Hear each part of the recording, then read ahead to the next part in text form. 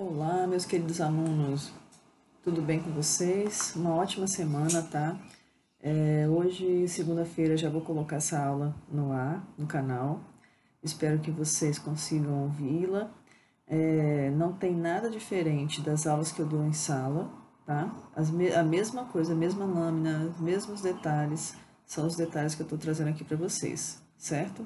É a mesma aula, o mesmo conteúdo, só que na sala eu coloco um pouco mais de exemplos, né? Então, essa primeira aula de motivação, aqui nosso tema hoje é motivação, tá? Essa primeira aula de motivação, ela vai tocar um pouco nos aspectos mais teóricos da própria motivação como um conceito. E aí nós vamos tentar ver se a gente consegue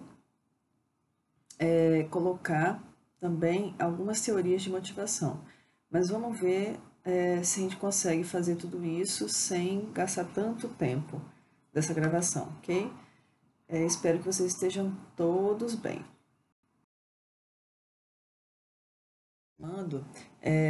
Lembrando para vocês que todo esse conceito, todo esse conteúdo está naquele livro, capítulo 6 e 7 daquele livro, que eu passei para vocês por e-mail, certo?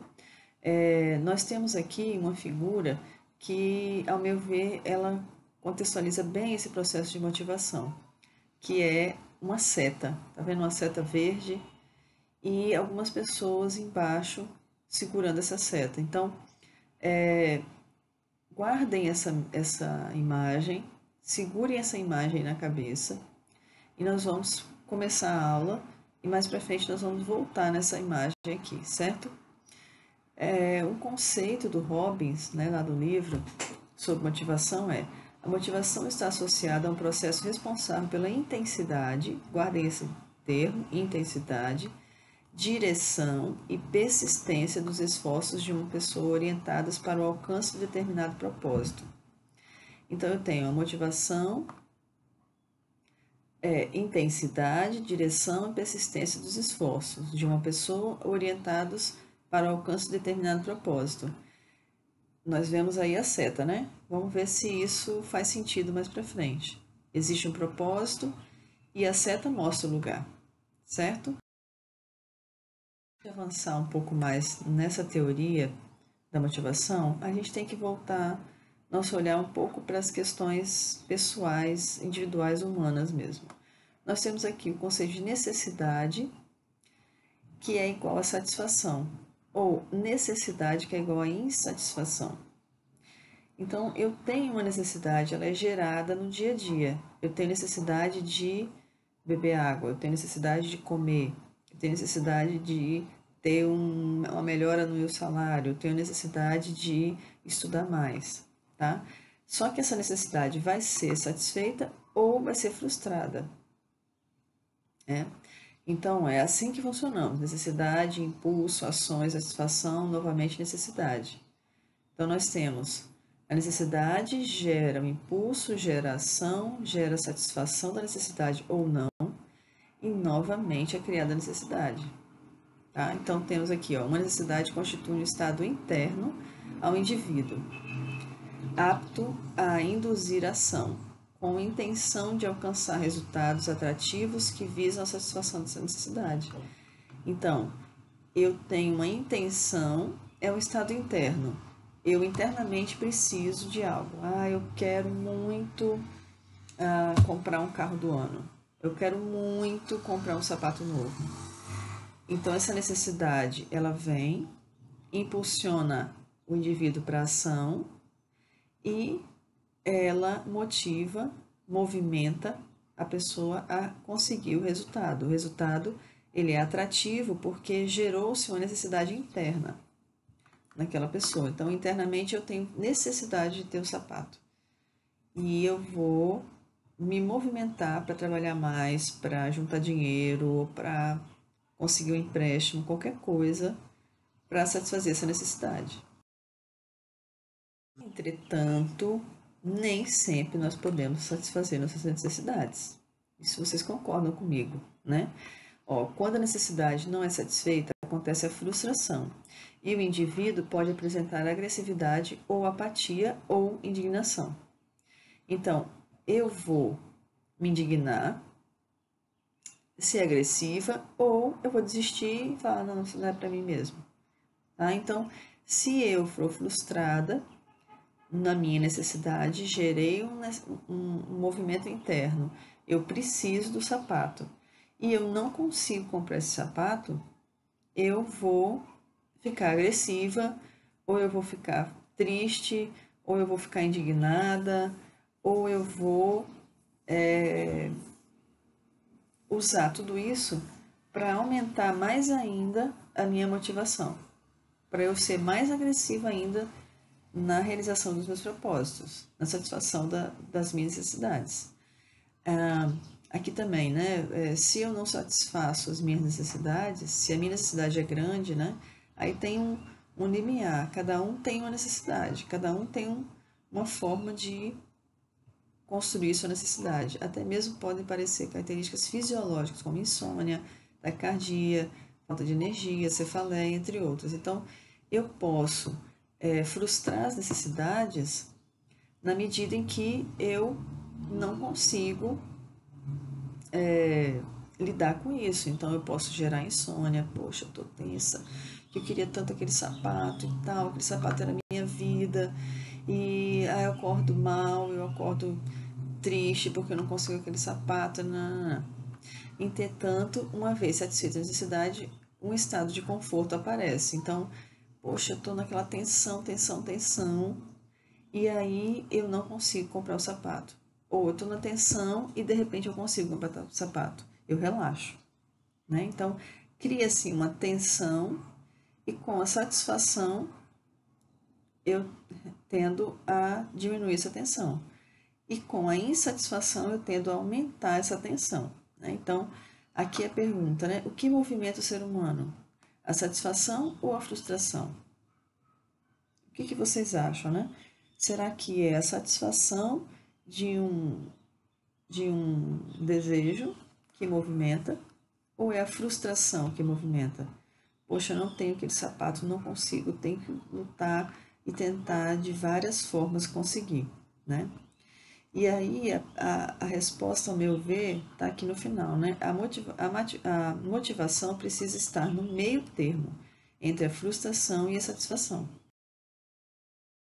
Meio termo, insatisfação e frustração faz com que a motivação mover a ação, movimente aquele indivíduo para construir, conseguir satisfazer o que para ele era algo que não estava sendo satisfeito, né?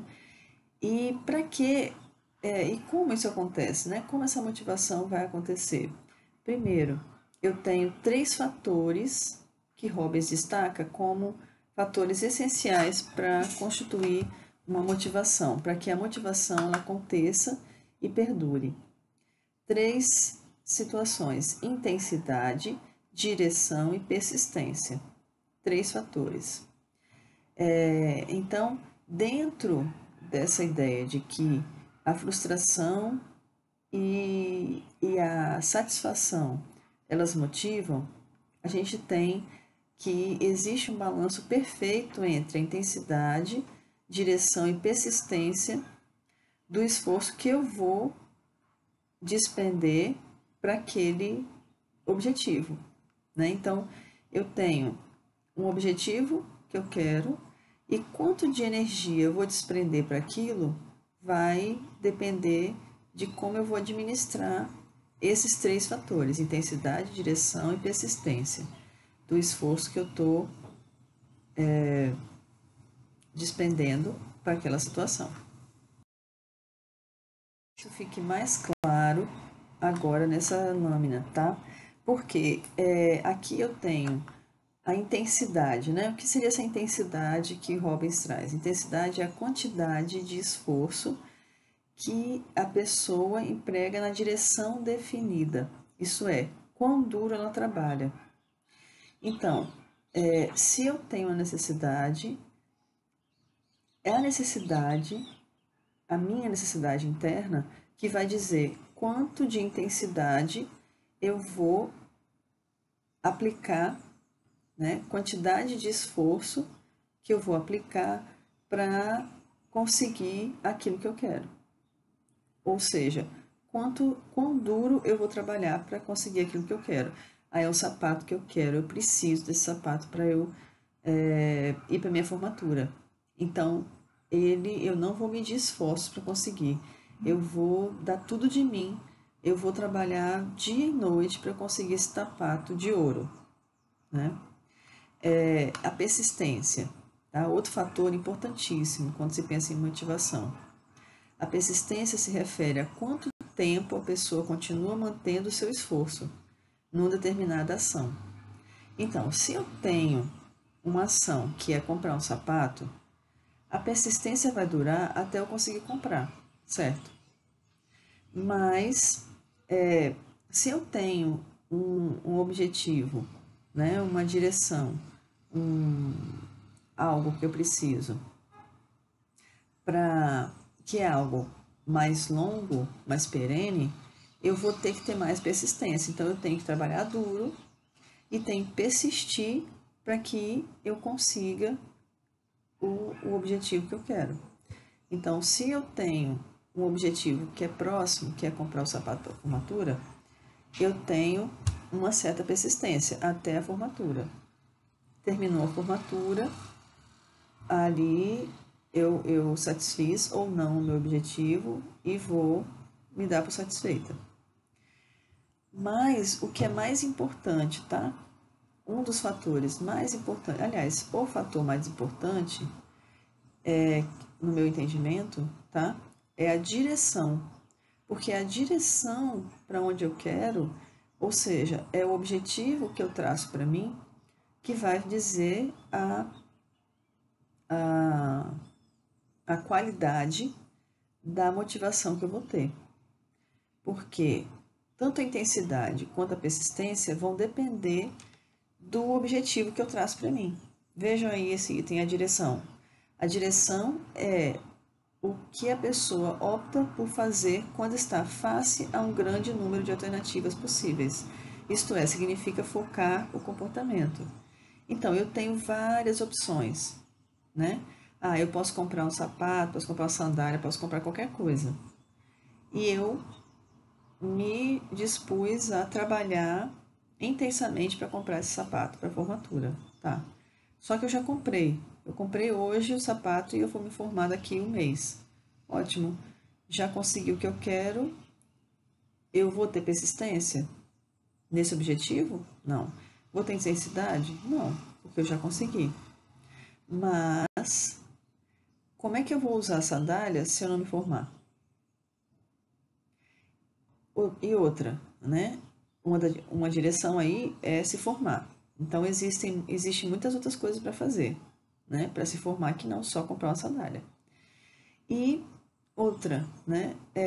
Eu tenho essa motivação de me formar, mas eu vou me formar para quê? Para eu conseguir,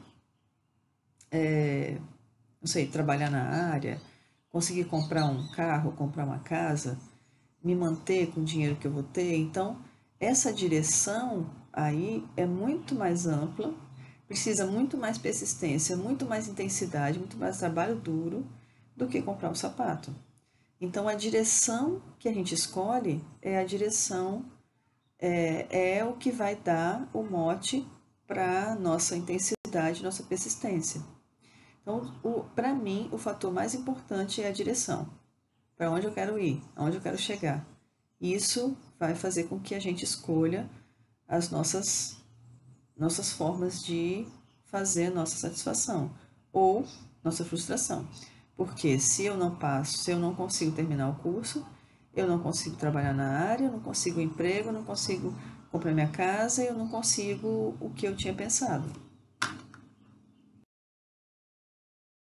Então, muito importante agora é que, tá, então como que eu faço para motivar pessoas? Como que eu faço para fazer com que os indivíduos criem situações onde ele tenha direção, intensidade e persistência, né? Esses três fatores da motivação. A psicologia ela criou vários conteúdos sobre a motivação. e foram compilados em algumas teorias, tá? Nós vamos começar a ver as teorias de motivação daqui para frente. Então, as teorias de motivação elas podem se dividir em duas: as teorias de conteúdo e as teorias de processo, tá? Então, as teorias de motivação de conteúdo, elas têm um foco nas necessidades do indivíduo, têm um foco nas deficiências fisiológicas ou sociais. Então, o que eu vou procurar satisfazer quando eu trabalho com as teorias de conteúdo? Elas vão focar na necessidade, no que falta no indivíduo, nas suas deficiências. Ela vai tentar suprir as deficiências. Então, aqui, nas teorias de motivação de conteúdo, a chave para a motivação no trabalho é um ambiente que reaja de forma positiva às necessidades dos indivíduos, dos trabalhadores, né? Então, nessa teoria, o ambiente vai fazer com que a pessoa desperte a necessidade de se motivar, criar direção, criar intensidade, trabalho duro, e persista naquela motivação. Então, é o ambiente que desperta isso, criando conteúdos, tirando ou colocando conteúdos que são a chave dessa motivação. As teorias ajudam a explicar por que o mau desempenho, atrasos ou faltas, baixo nível de esforço, mau comportamento podem ser causados por necessidades que são bloqueadas diretamente ou não atendidas no trabalho.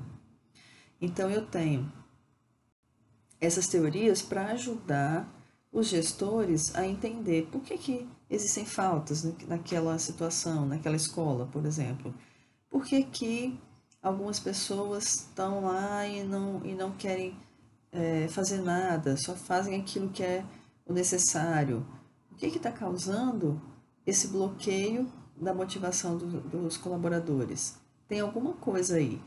E as teorias, elas ajudam o gestor a encontrar isso, tá? Nós vamos entrar mais nas teorias de conteúdo para vocês entenderem melhor o que seria essa forma de motivar. A primeira teoria de conteúdo, a primeira teoria de motivação feita em todos os tempos foi a teoria de conteúdo, a teoria de Maslow. Essa teoria de Maslow é a teoria da pirâmide de necessidades de Maslow. Nós temos aqui que essa teoria trabalha com as necessidades. Ela começa com uma base, tá? Vejam aqui essa figura aqui do lado, né? Nós temos uma base, que são as necessidades fisiológicas, que para Maslow são as necessidades mais importantes e as mais presentes nos fatores motivacionais dos seres humanos. Então, eu tenho aqui necessidades fisiológicas na base da pirâmide, ou seja, é o que mais importa nessa questão da motivação. Já seguindo, né, nós temos necessidade de segurança como um dos fatores também de grande importância e muito necessário para que haja motivação. Segundo Maslow, se eu não tenho a base da pirâmide, eu não consigo ter o resto. Para falar a verdade, a teoria dele faz super sentido, ela é muito usada ainda, tá? Por quê? Se a gente for pensar no conteúdo da nossa motivação, né? Imagine que eu tenho necessidades fisiológicas. Aqui, a necessidade fisiológica constitui um nível mais baixo de todas as necessidades humanas. É mais baixo, mas de vital importância. Nesse nível estão as necessidades de alimentação, sono, repouso, etc. São necessidades relacionadas à sobrevivência do indivíduo. Então, necessidades fisiológicas, diga-se, lê-se, necessidade de sobrevivência. Então, aqui ele coloca como mais baixo nível, né? Mas sem elas não há nenhum outro tipo de motivação. Então, veja se não faz sentido. Se eu não tenho alimento, se eu não durmo, se eu não descanso, se eu não bebo água, Se eu não tenho as minhas necessidades solucionadas, eu não tenho motivação para nada além disso, além de nada. Né? Eu vou sempre estar buscando a minha sobrevivência. A partir do momento que eu consigo a minha sobrevivência, aí eu vou buscar outras necessidades. Então, lembre-se sempre, as necessidades fisiológicas, elas são primordiais para Maslow. E isso também já foi questão de prova, tá? As necessidades mais baixas são as fisiológicas, aqui no pé da pirâmide. E nós temos também as necessidades, o que ele julga que são as primárias, necessidades primárias. Sem as necessidades primárias, nós não conseguimos atingir as secundárias, que seriam as demais, né? E ele coloca como primária também a necessidade de segurança. De segurança, então, são necessidades que constituem o segundo nível e são relacionadas à segurança, estabilidade, busca de proteção contra ameaças ou privação ou fuga de perigo. Surgem após as necessidades fisiológicas estarem satisfeitas. Então, para Maslow, eu tenho a primeira necessidade, que vão ser sempre as fisiológicas, né? Vou comer, estou com fome, estou com sede, né? E as segundas necessidades, que são as primárias, necessidade de segurança. A partir do momento que eu vou atingindo essas, eu vou conseguindo ir em busca de outras. Eu vou tentando, tendo disponibilidade para ir em busca de outras. Então, à medida que eu tenho que comer, eu vou buscar segurança. Então eu tenho que comer. Agora eu vou buscar algo que assegure que eu fique bem, né? Que eu não tenha algum problema e tal. De segurança, que alguém vá atentar contra a minha vida. E à medida que eu vou conseguindo essas necessidades, conseguindo avançar nessas necessidades, eu vou tendo disponibilidade, por exemplo, para ir em busca de minha família, de amigos, né? Então, isso fica claro aqui quando você pensa numa pirâmide. Eu tenho uma base que é o grosso das minhas necessidades e eu vou afunilando isso. Então, para ele, eu sempre vou de baixo para cima. A motivação vai ampliando, vai aumentando de baixo para cima, sempre nessa mesma ordem. Para ele, se eu não tenho que comer, eu não consigo pensar em segurança, eu não consigo pensar em amigos, eu não consigo pensar em trabalho, eu não consigo pensar em nada. Eu preciso ter o que comer e beber e vestir. Se eu tenho isso, aí eu parto para outros quesitos. Então, nós partimos agora para as necessidades secundárias, tá? Vocês visualizam aí na pirâmide que nós temos necessidades sociais como secundárias, necessidades de estima e necessidades de autorrealização. Essas três necessidades são necessidades secundárias, mas elas não são menos importantes do que as outras, elas só estão em um nível diferente. Nesse nível, esse nível você vai atingir se você tiver as primeiras. Né? Então, o que seriam essas necessidades sociais? Estão relacionadas à aceitação por parte de um grupo, participação, troca, cooperação, amizade, afeto.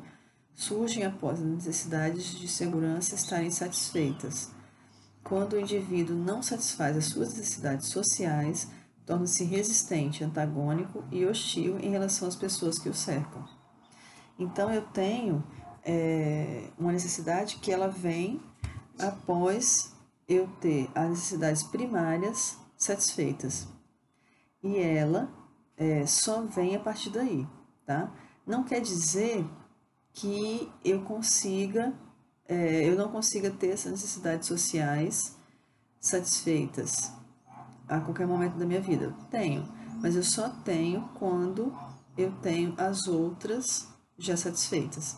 Para Maslow, se eu não tenho alimento, por exemplo, eu não tenho motivação para nada, nem para ter amigos, nem para ter autoestima, nem nada. né? Imagine que não só a questão da falta, da escassez de alimento é que pode causar isso, mas, por exemplo, uma doença. Uma pessoa doente, ela pode não ter necessidades fisiológicas satisfeitas, nem necessidade de segurança, né?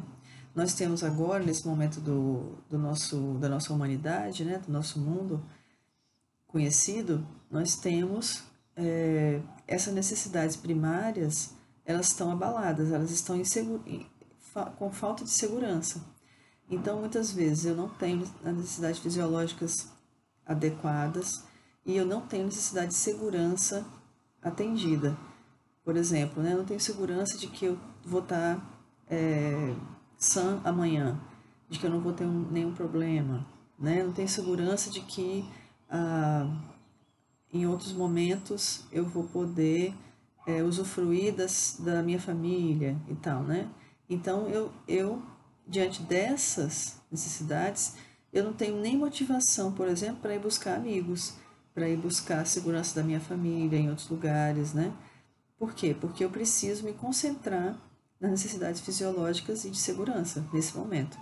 E a necessidade de segurança é ficar em casa, né? Só dando um exemplo aí pra gente. E o quarto item da nossa pirâmide é a necessidade de estima. A partir do momento que eu tenho a fisiológica, a segurança e a social atendida, eu tenho aí a necessidade de estima. São relacionadas à maneira pela qual o indivíduo se vê e se avalia. Envolvem a autoapreciação, a autoconfiança, a aprovação social, respeito, status, prestígio e consideração. Então, esse tipo de situação, ele vem, sim, como uma necessidade. É um motivador, é uma forma de se motivar. Eu quero que as pessoas me respeitem, eu quero que as pessoas me vejam e me aprovem. Quero que as pessoas me considerem uma pessoa de prestígio, de poder na sociedade. Não sei, né? Necessidade de estima aí. Então, eu posso buscar isso. Isso pode me motivar, tá? Mas só vai me motivar se eu atender a todas as outras anteriores. Se eu não tenho amigos, para que eu quero ter prestígio? Se eu não tenho um trabalho, para que eu quero ter prestígio? Né? Em quinto lugar, necessidade de autorrealização. São as necessidades humanas mais elevadas e estão relacionadas com realização do próprio potencial e desenvolvimento contínuo. Então, eu tenho a minha autorrealização, por exemplo, enquanto ser humano, é poder, sei lá, dar uma aula online, como estou dando aqui para vocês. Minha autorrealização é poder cada vez mais contribuir com as pessoas, com conhecimento, né? Eu como professora. Então, eu tenho uma autorrealização aqui, mas eu só tenho a autorrealização de ensinar se antes eu tenho outras necessidades atendidas, tá? Por isso que são necessidades secundárias essas aqui de cima. À medida em que eu vou crescendo na pirâmide, eu vou aumentando a complexidade das minhas necessidades, tá? Presta atenção a isso, isso aí precisa ser anotado, porque isso é questão de prova, com certeza, tá? Na pirâmide de Maslow, eu tenho uma seta ascendente para a complexidade das minhas necessidades. Então, quanto mais eu aumento, eu chego no topo da pirâmide, mais complexa são as minhas necessidades. Nem todo mundo tem necessidade de autorrealização. Nem todo mundo tem necessidade de estima e nem necessidade social. Mas todo mundo tem necessidade de segurança e necessidade fisiológica. Eu diria até que nem todo mundo tem necessidade de segurança, porque algumas pessoas conseguem viver na rua, por exemplo, né? Mas a necessidade fisiológica todo mundo tem. Então, a complexidade das necessidades vão crescendo à medida que eu vou subindo na pirâmide. E a complexidade das necessidades vão diminuindo quando eu vou abaixando na pirâmide. Só que aí eu tenho uma dupla seta, né? Quando eu venho de cima para baixo na pirâmide, eu tenho uma maior necessidade. Então, eu tenho mais necessidade fisiológica do que de autorrealização. Isso aqui é para uma pessoa normal, tá? Um sujeito normal. Não estou dizendo as pessoas patológicas que têm necessidade de autorrealização acima de qualquer coisa.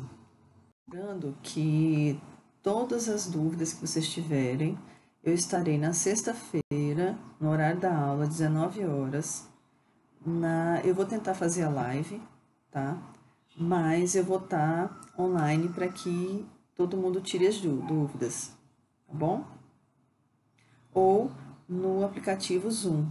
Eu espero que vocês vão receber no e-mail um convite.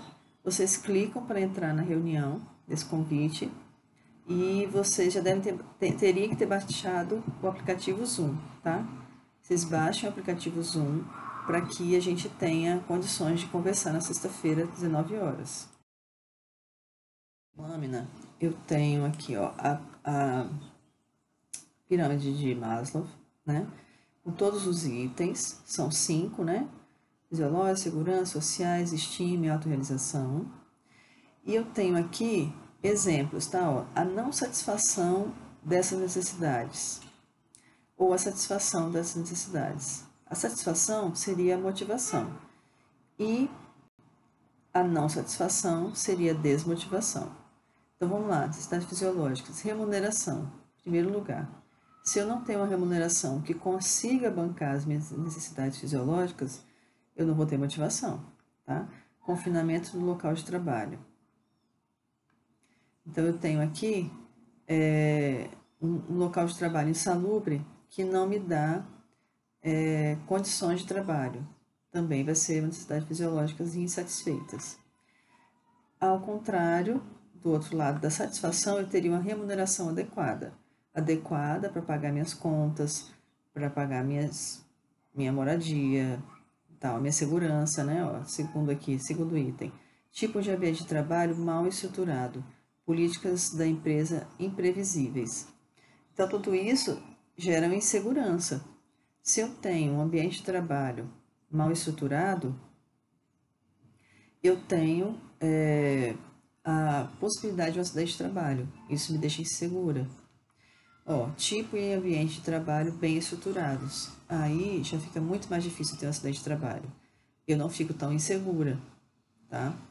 Então, aqui, políticas da empresa imprevisíveis. Eu tenho... as políticas da empresa são imprevisíveis. Então, eu posso ganhar o salário hoje e amanhã nada.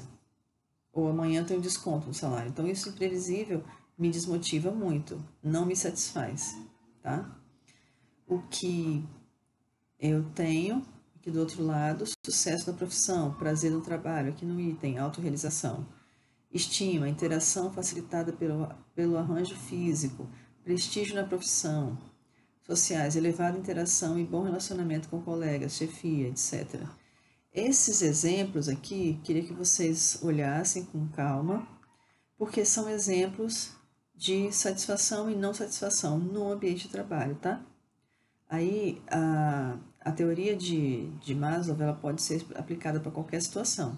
Ela não é só aplicada para as teorias relacionadas ao trabalho, ok? Outra teoria de conteúdo é a teoria dos 2 fatores de Herzberg. Essa teoria, né, ela lida com fatores higiênicos e fatores motivacionais. São 2 fatores que são importantes para essa teoria. Então, todos os 5 fatores de Maslow são resumidos em 2 fatores de Herzberg. E essa teoria ela é só aplicada ao ambiente organizacional. Então, ela não tem aplicação no dia a dia, no nosso dia a dia. Ela foi feita para administradores, tá? Fatores higiênicos ou fatores extrínsecos. O que seriam? São fatores administrados e decididos pela empresa. Por isso, estão fora do controle das pessoas em geral, né? Os principais fatores são salário, benefícios sociais, tipo de chefia ou supervisão, condições físicas e ambiente de trabalho, políticas de diretrizes da empresa, clima de relacionamento entre a empresa e os funcionários, regulamentos internos. Então, esses fatores, eles são sempre fatores higiênicos, porque higiênicos são fatores que previnem ou que são importantes para que aconteça determinada situação. Então, o salário, por exemplo, benefícios sociais, eles previnem uma desmotivação. Se eu tenho um salário adequado, ou um pouquinho acima da categoria, do piso da categoria, eu tenho uma prevenção de que a pessoa não se desmotive, tá? Eu previno que as pessoas não se desmotivem. Já os fatores motivacionais ou fatores intrínsecos são fatores que estão sob o controle dos indivíduos, pois estão relacionados com aquilo que ele faz e desempenha. Envolvem sentimentos de crescimento individual, reconhecimento profissional e autorrealização. Então, esses fatores, eles são fatores que motivam, que jogam o indivíduo para frente. Os fatores higiênicos, eles simplesmente garantem que a pessoa não se desmotive. E fatores motivacionais, eles põem a pessoa para frente. Então, são fatores que, por exemplo, se relacionam com um incentivo ao crescimento individual, um incentivo ao reconhecimento daquele profissional como um bom profissional, uma necessidade ou uma possibilidade de dar autorrealização para essa pessoa. Os fatores higiênicos e motivacionais são independentes e não se vinculam entre si. Então, os fatores higiênicos, eles são as garantias, tá? E os fatores motivacionais são o plus. Eu tenho um chefe que ele me dá um salário bom, eu tenho direitos sociais, eu tenho um ambiente de trabalho bom, eu tenho papel higiênico no banheiro, eu tenho uma iluminação adequada, eu tenho uma cadeira ergométrica, o clima entre as pessoas é bom. Tudo isso, né? A empresa promove churrascos eventualmente para que a empresa fique boa, o regulamento interno é tranquilo, não massacra o funcionário. Então, o clima organizacional, o clima da escola, né? Vamos botar aqui na escola, é um clima tranquilo. Então, eu tô neutra, tá? Porque os fatores higiênicos, eles cooperam para neutralidade. Tô ali. Os fatores motivacionais, aí numa escola, por exemplo, o gerente, o diretor da escola vai promover um prêmio em prol dos professores, do melhor professor do ano, dos melhores professores na categoria inovação, dos melhores professores na categoria desempenho, tá? Isso é reconhecimento profissional. Isso motiva. Isso faz a pessoa querer melhorar cada vez mais para ganhar o prêmio no final do ano, né? É sempre algo motivacional, fatores motivacionais, é sempre algo a mais do que simplesmente aquilo que é normal, tá? Agora, um detalhe, tá? Se eu não tenho os fatores higiênicos, aí eu tenho desmotivação. A teoria de Herzberg relaciona a insatisfação no trabalho a fatores de higiene, tais como pagamento e condições de trabalho, associados com contexto de trabalho e necessidades de ordem inferior.